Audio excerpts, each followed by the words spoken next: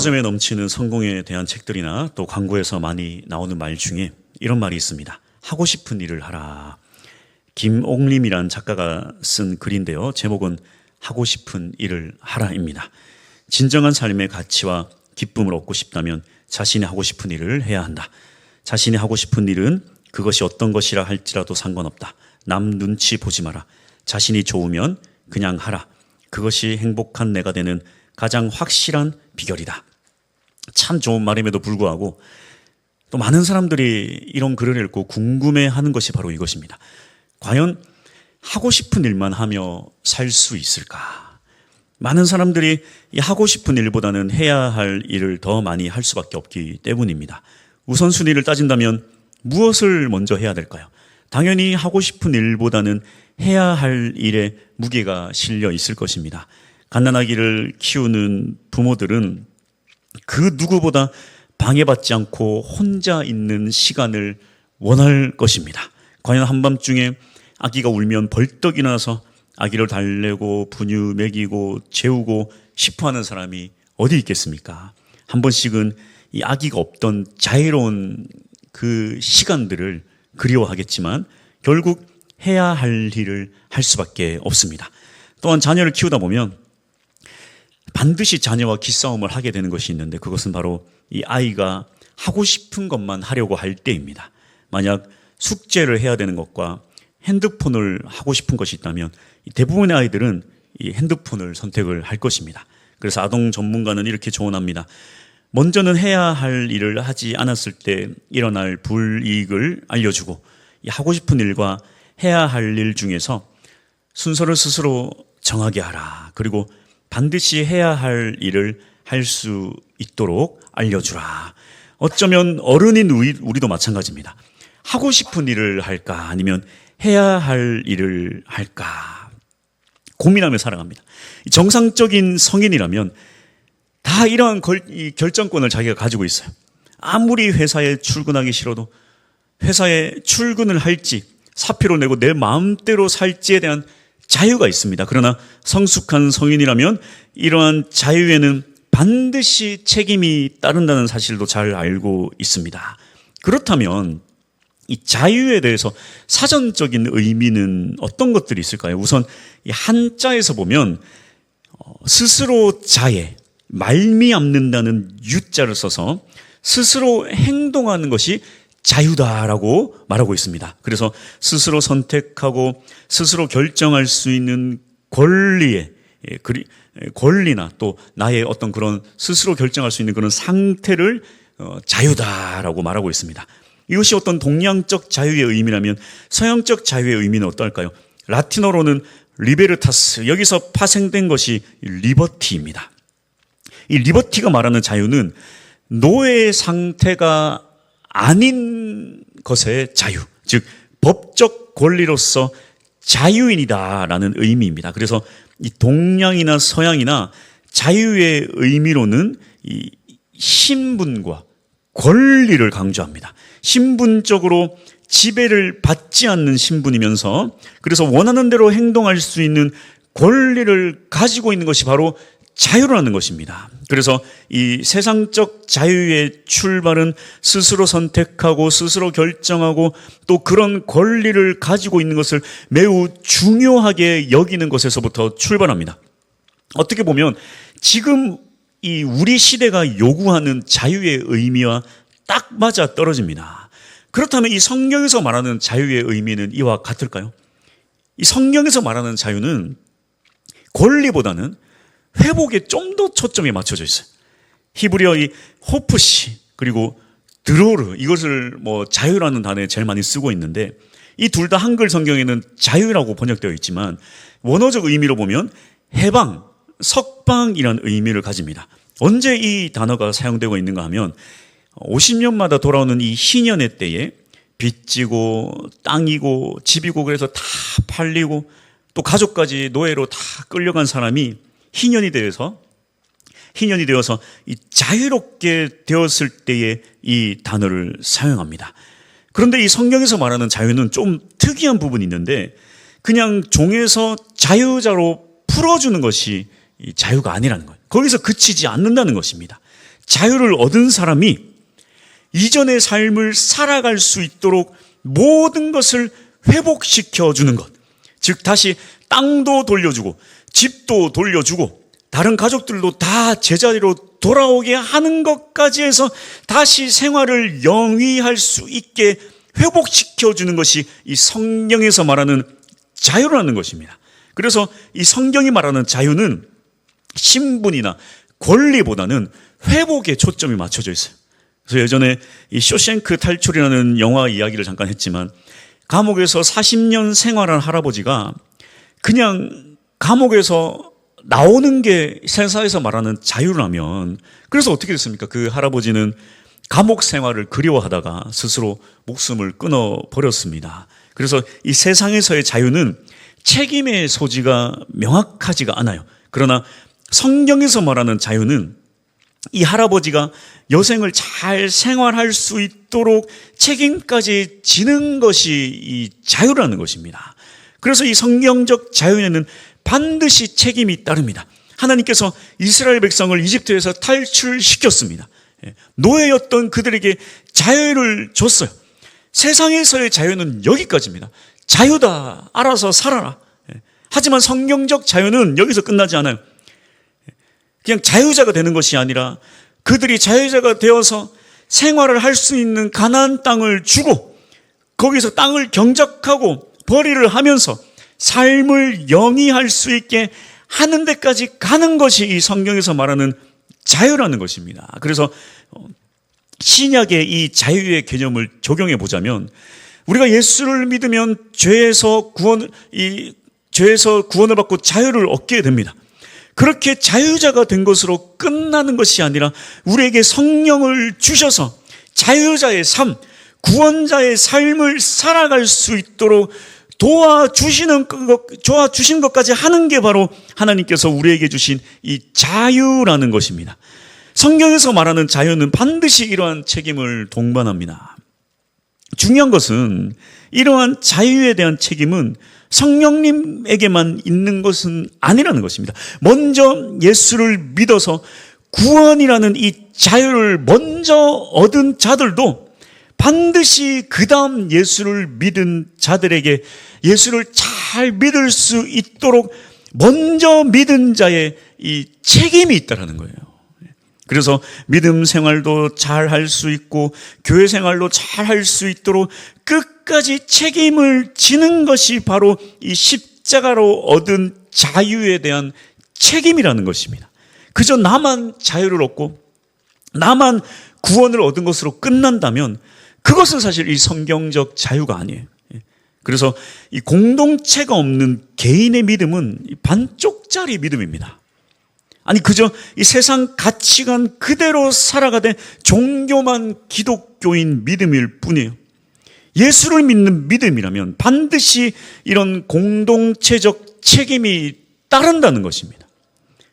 새롭게 교회 나오는 사람들에 대한 책임, 또 다음 세대를 어떻게든 잘 예수님께로 인도해야 할 책임이 따른다는 것입니다. 그래서 교회가 은혜가 떨어지고 교회가 영적으로 무기력해지면요, 이 개인화 현상이 쉽게 나타나요. 지극히 개인적인 신앙생활, 개인적인 믿음, 개인적인 구원만을 강조하는 현상이 나타난다는 것입니다. 남이 뭐라든 나만 잘 믿고 나만 잘 살면 되는 거예요. 이 자유에 대한 공동체성을 상실해버립니다. 이러한 개인주의 신앙의 현상은 요즘 아주 두드러지게 잘 나타나지만 요즘에만 있었던 일은 아니에요. 초대교회에도 이러한 현상이 있었습니다. 하여튼 초대교회 때 초대교회들도 문제가 있지 않나? 문제 있는 교회가 없나? 살펴보자면요, 고린도 교회 안에 다 들어있습니다. 하여튼 문제는 고린도 교회에 다 있어요. 문제점을 찾아보면요, 그 안에 없는 게 없습니다. 이 고린도 교회에 많은 문제가 있었지만 또 큰 문제 중에 하나가 바로 이 문제였어요. 개인의 신앙이 중요한가? 공동체의 신앙이 중요한가? 공동체를 위해 꼭 개인이 희생을 해야 하는 것인가? 각자의 믿음은 좀 각자가 알아서 하면 되는 것이 아닌가?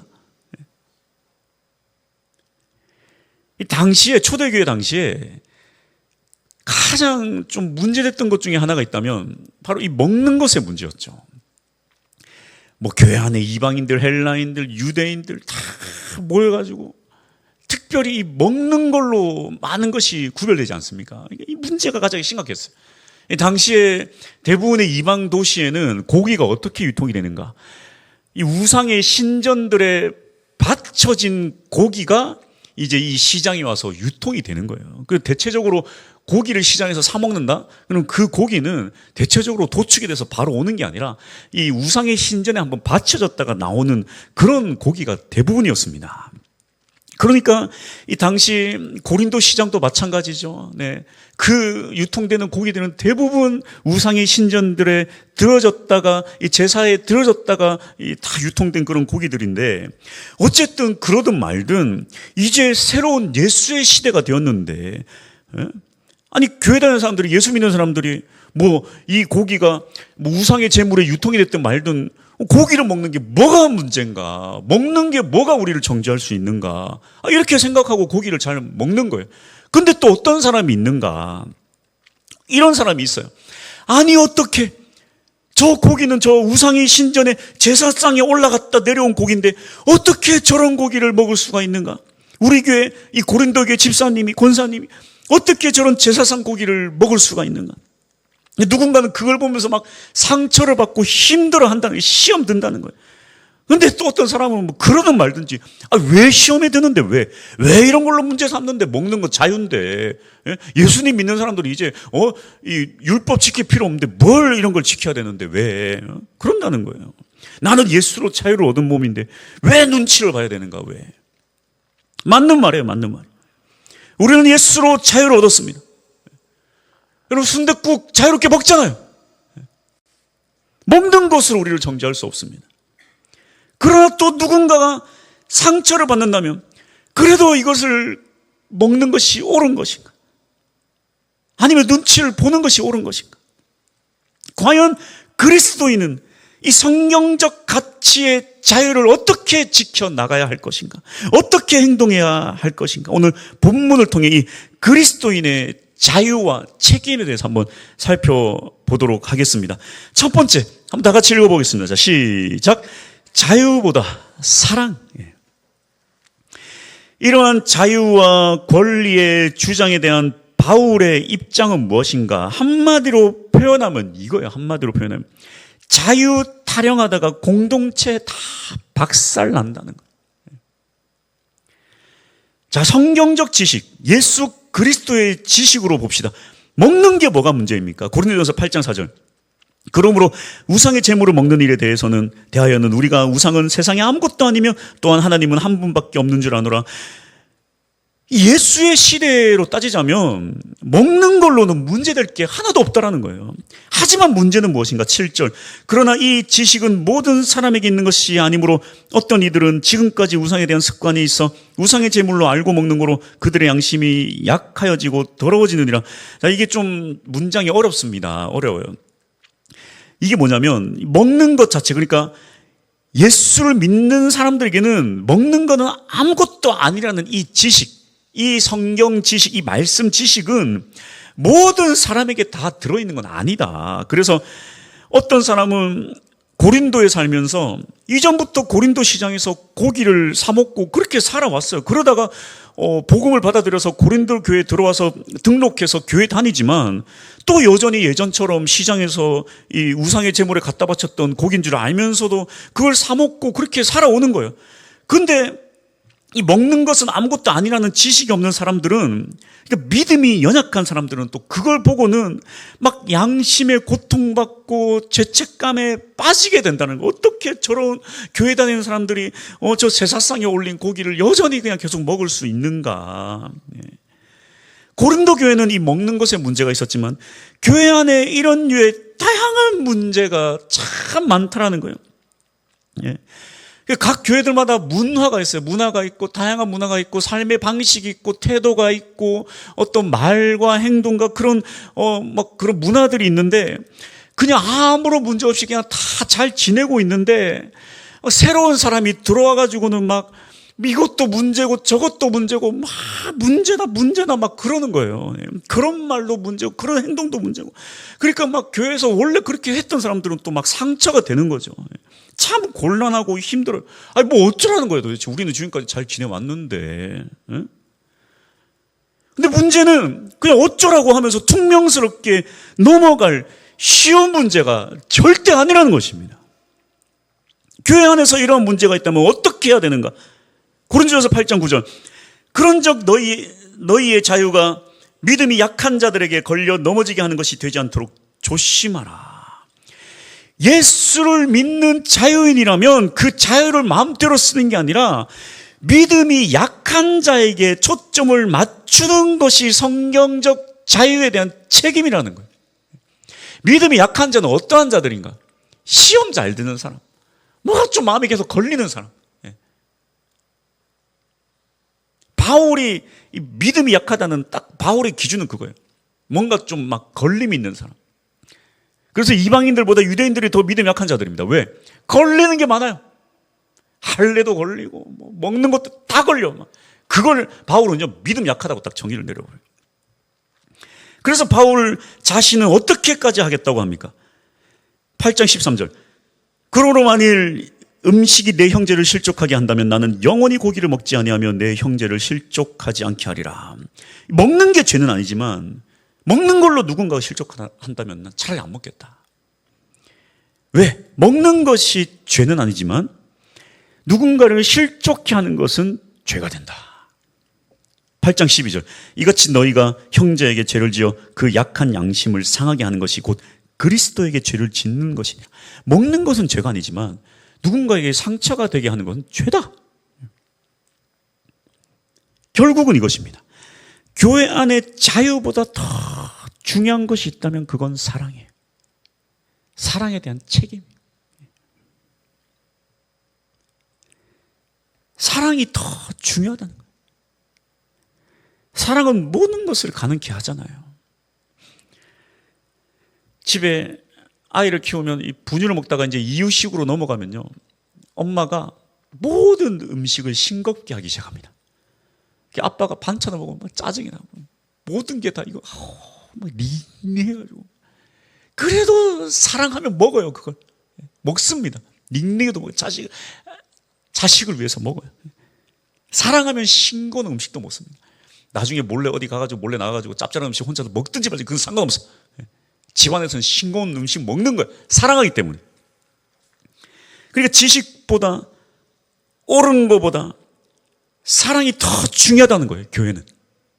교회는 사랑이 제일 중요합니다. 지식은요 모든 것을 합리화해요. 옳고 그름에 집중해요. 무엇이 옳냐 무엇이 그르냐. 사랑은 자유마저도 절제하게 만듭니다. 공동체의 믿음을 위해 이 자유를 절제하는 것, 이것이 바로 이 성경적 가치의 자유라는 것입니다. 그리고 목사가 SNS를 할 수 있는 자유가 있잖아요. SNS. 저도 참 좋아했었습니다. 인스타그램에 사진 찍어서 많이 올렸어요. 어디 놀러 가면 꼭 찍어서 올렸는데, 놀러 갔다가 티를 팍팍 내고 살았는데, 끊었습니다. 그 누가 저에게 끊으라고 협박 안 했지만 제가 끊었어요. 덕이 하나도 안 돼. 이게 보니까 덕이 안 돼. 이 많은 사람들이 보고는 누군가는 아유 목사 맨날 어디 놀러 다니네 이런 것도 있고, 아유 목사는 이렇게 맨날 집에만 있네. 뭘 해도 안 좋아. 집에만 있어도 안 좋고 놀러 가도 안 되고 이거 해도. 그래서 목사는 그냥 구름같이 안개같이 교회에서만 보이고 바깥에서는 없는 게 사라지는 게 나. 저의 결론은 그거예요. 저의 결론은 막을 수가 없어. 그런 어떤 생각들을. 덕이 안 돼. 내겐 SNS에 자유가 있지만 그게 독이 되면 끊는 거예요. 교회 안에서 이 믿음의 등급을 나눌 수는 없지만 내가 스스로 믿음이 높다라고 한다면 믿음이 높은 사람일수록 자유보다 사랑이 더 커야 됩니다. 왜? 자유의 한계점이 사랑이에요. 그러니까 사랑 안에, 사랑 아래의 자유가 있어야 아름다워. 교회 안에서. 근데 사랑보다 자유가 삐죽삐죽 나와서 더 넘치면요, 이 자유는 폭력이 됩니다. 나의 행동이 폭력이 되는 거예요. 두 번째, 다 같이 한번 읽어봅시다. 자, 시작. 자유보다 사명이다. 이제 바울은 이 자유보다 더 중요한 가치에 대해서 설명을 하는데요. 바울은 먼저 자신의 이 자유인임을 먼저 설명하고 있습니다.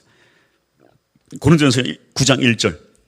내가 자유인이 아니냐, 사도가 아니냐, 예수 우리 주를 보지 못하였느냐, 주 안에서 행한 나의 일이 너희가 아니냐. 바울은 자유인이면서 또한 사도의 권리를 가지고 있다. 누구의 눈치도 볼 필요 없는 이 사도적 권리와 자유가 있다는 것입니다. 그러나 바울은 이러한 자유를 사용하지 않고 포기를 했는데 그것은 바로 복음 때문이었습니다. 17절.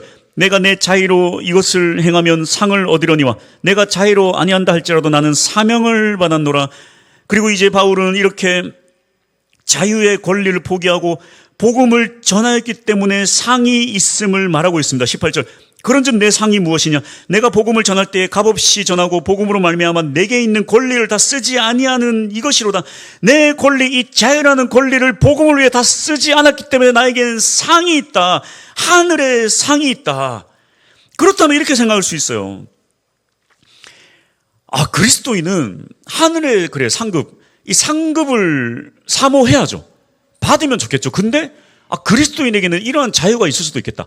하늘의 상급을 받고자 열심히 할 수 있는 자유도 있고, 그냥 내가 예수는 믿지만 굳이 하늘의 상급 받으려고 막 열심히는 안 하고 싶다. 그냥 내가 그냥 나 혼자만 잘 믿고 싶다. 그런 자유가 있지 않느냐. 하늘의 상급을 받으려고 막 내 권리를 포기하고 막 열심히 내 자유의 권리를 포기하고 복을 위해 얼매인 삶을 사는 것도 좋지만, 나는 그렇게 안 하려다. 나는 그냥 나 하나 그냥 예수 믿고 그냥 편하게 그 상급 난 별로 관심 없다. 그렇게 살 수 있는 자유가 있지 않겠는가? 과연 그리스도인은 그러한 자유가 있을까? 아니라는 거예요. 아니라는 거예요. 문제는 무엇인가? 16절. 내가 복음을 전할지라도 자랑할 것이 없음은 내가 부득불할 일임이라. 만일 복음을 전하지 아니하면 내게 화가 있을 것이로다. 그리스도인은 예수로 인해 자유인이 되었습니다. 그러나 문제가 하나 있어요. 그리스도인에게는 이 자유를 넘어선 거절할 수 없는 예수 그리스도의 명령이 있다는 거예요. 명령. 즉 그리스도인은 자유인이지만 이 자유보다 더 강력한 예수 그리스도의 명령인 복음의 사명이 있다는 것입니다. 그래서 이 복음의 사명은 자유의 영역이 아니라 반드시 해야 할 의무의 영역이라는 거예요. 철학 때도 잠깐 얘기했지만 결혼해서 자식을 낳아 기른다고 해봅시다. 누가 협박한 게 아니에요. 결혼하라고 협박한 것도 아니고 자식을 낳으라고 협박도 안 했어. 부부가 자유롭게 결정하고 자식을 낳았어요. 근데 그렇게 자식을 낳았다면 반드시 잘 돌봐야 될 의무가 있다는 거예요. 그래서 20살짜리 두 어린 부부가 100일도 안 된 그 아기를 혼자 두고 아빠는 클럽에 놀러 가고 엄마는 PC방 가가지고 이틀을 집을 비워가지고 애가 굶어 죽은 거예요. 애가 죽었어. 경찰에 잡혀가지고 한다는 얘기가 우리 아무것도 안 했어요. 우리 아무것도 안 했습니다. 아무것도 안 했기 때문에 죄가 되는 거예요. 잘 돌봐야 될 의무가 있었는데 그 의무를 이행하지 않았기 때문에 죄가 된다는 거예요. 이것이 바로 복음의 의무라는 것입니다. 명령에 대한 의무라는 거예요. 우리는 그리스도인으로서 자유인이지만 그리스도인으로서 예수 그리스도의 명령에 대한 이 사명에 대한 반드시 이 사명을 지켜야 될 의무가 있다는 것입니다. 그렇다면 이 그리스도인으로서 복음의 의무를 따르는 삶은 어떠한 삶인가? 어떻게 이 의무를 따를 수 있는가? 결론입니다. 한번 다 같이 한번 읽어보겠습니다. 자, 시작. 자유보다 더 귀한 종의 삶.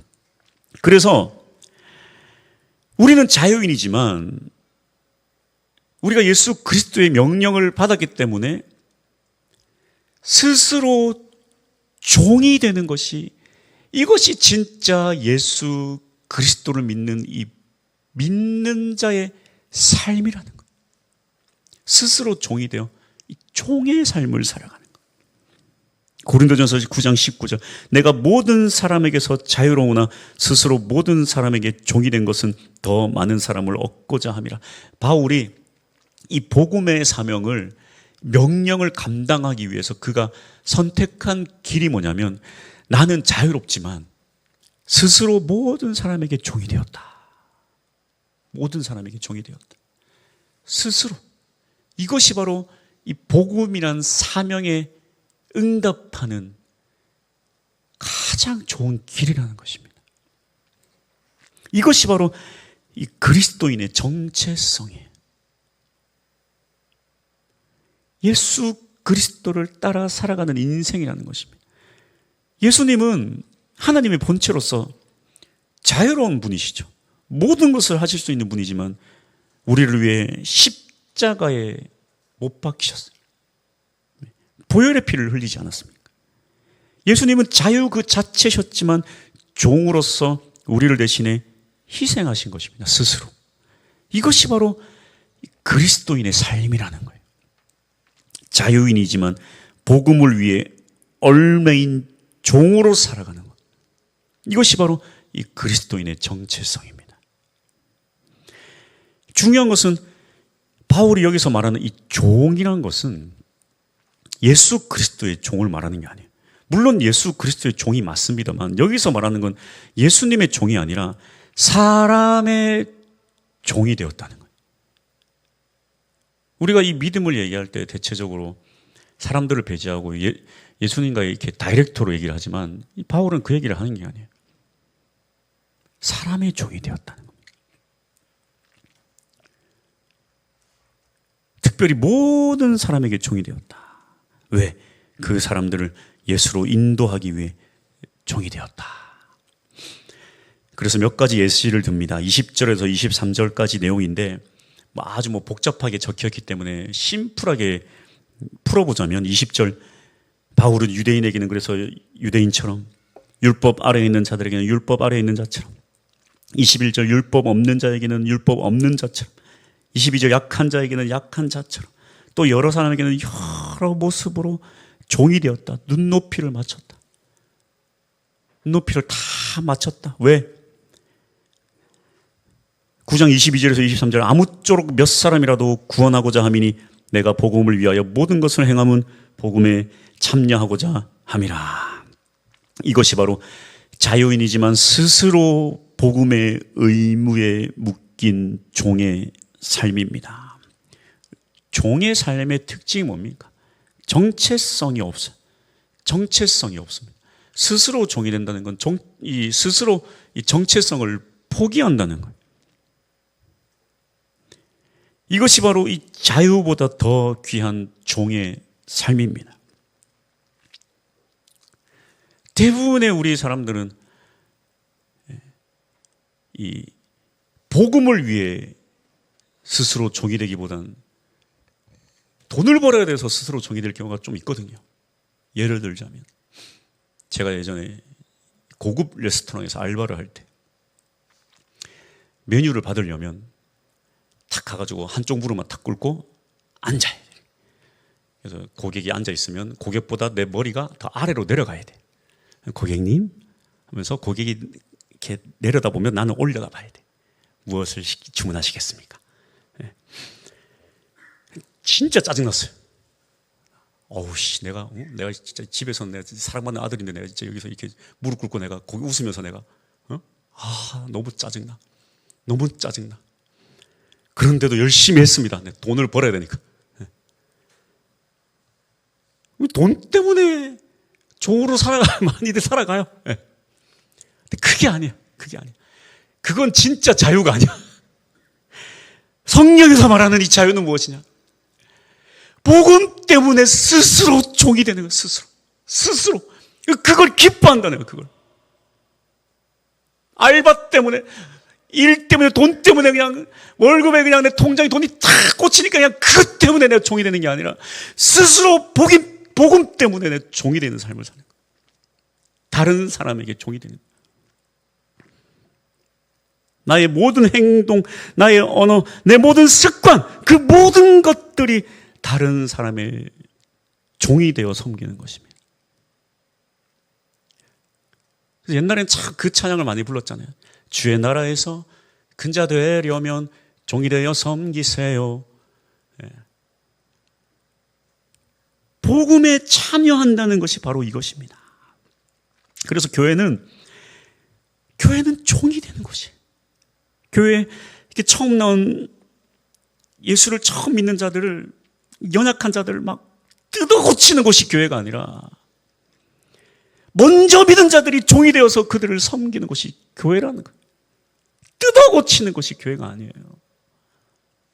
그건 성령님이 하십니다. 성령님이. 연약한 믿음, 연약한 자를, 나쁜 습관을 막 지적하는 것이 교회가 아니라 우리가 종된 삶으로서 이 삶으로 좋은 습관들을 보여주는 것이 교회라는 거예요. 많은 경우 교회가 상전이 되는 경우가 얼마나 많습니까? 뭐 여러 교회 사역을 다녀봤지만요, 교회 상전 많아요. 자기 행위에 얼마나 자랑스럽게 여기며 사는지 몰라요. 막 믿음 생활 한 거죠. 얼마나 내가 믿음 생활 잘하고 사는지 몰라요. 상전 대 상전을 그냥 하고 그냥 다 양반집이요. 그냥 교회 안에 다 양반들밖에 없어요. 그냥 다 상전이고 거드름 피우고 윗사람처럼 행동하고, 세상에서 조금 좀 그렇게 한 사람들 보면 그렇게 무시하고, 얼마나 많은지 몰라요. 그건 다 믿음 연약한 자들의 행태라는 것입니다. 진짜 믿음 좋은 사람은 종이 되어 섬기는 자들. 예수 그리스도가 그렇게 제자들의 발을 씻기신 것처럼, 그렇게 높은 자리에 앉으려고 서로 멱살 잡을 때 가장 낮은 곳에 아이와 같이 있어야 된다고 하는 것처럼, 우리는 종이 되어 섬기는 것이 이 복음의 가치를 가장 잘 살리는 것입니다. 이것이 진짜 예수로 인해 자유를 얻은 자유인의, 하지만 스스로 종이 된 예수 그리스도 믿는 자의 삶입니다. 할렐루야. 그래서 오늘 우리의 삶을 한번 돌아봤으면 좋겠습니다. 그리고 우리의 이 교회도 한번 잘 봤으면 좋겠어요. 나는 종으로서 이 복음의 사명을 어떻게 감당하며 나아갈 것인가? 내가 진짜 믿음이 좋다면 어떻게 종으로서 나아가야 할 것인가? 이건 비단 교회에서의 생활만 말하는 건 아닙니다, 여러분. 가정에서도 마찬가지예요. 진짜 내가 내 가정에서 믿음의 사람이라면 종이 돼야 돼요. 남편은 아내의 종이 돼야 돼요. 아내는 남편의 종이 돼야 됩니다. 아멘을 안 하십니까? 전혀 은혜를 못 받는 그런, 내 이 가정 안에서 저 인간 종이 되라고. 종이 돼야 되는 거예요. 모든 공동체 안에서도 진짜 믿음 좋은 사람이라. 그래서 지난주에도 제가 말씀드렸다시피 무슨 뭐 종이 되거나 뭐 그렇다면 뭐 내 인생을 그냥 다 갈아엎어야 되냐? 아니, 하나만 바꾸시면 돼. 하나만 하시면 돼. 내가 남편으로서 아내한테 하나만 잘하면 되고, 아내가 남편에게 하나만 잘하면 되고, 뭘 많은 걸 하려고 하는 게 아니라 하나만. 교회 안에서도 내가 하나만 잘하면 돼. 원래 하던 걸 그대로 하는 건 종의 모습이 아니에요. 아까 뭐 레스토랑 얘기했지만 그렇잖아요. 내가 내 맘대로 저는 뭐 별로 이렇게 잘 웃으며 다니는 사람이 아니지만, 그 레스토랑 알바 취업해서 얼마나 아름답게 웃었는지 몰라요. 온 미소를 지으면서 내가 지을 수 있는 가장 최고의 미소를 지을 수밖에 없어. 오셨습니까? 네. 안녕하세요 하면서. 왜? 돈 때문에 종이 됐으니까. 그게 아니야. 우리는 복음 때문에 종이 되어서 가정 안에서, 여러분의 공동체 안에서 그렇게 살아갈 수 있는 우리 모두가 될 수 있기를 축복합니다. 할렐루야. 찬양합시다.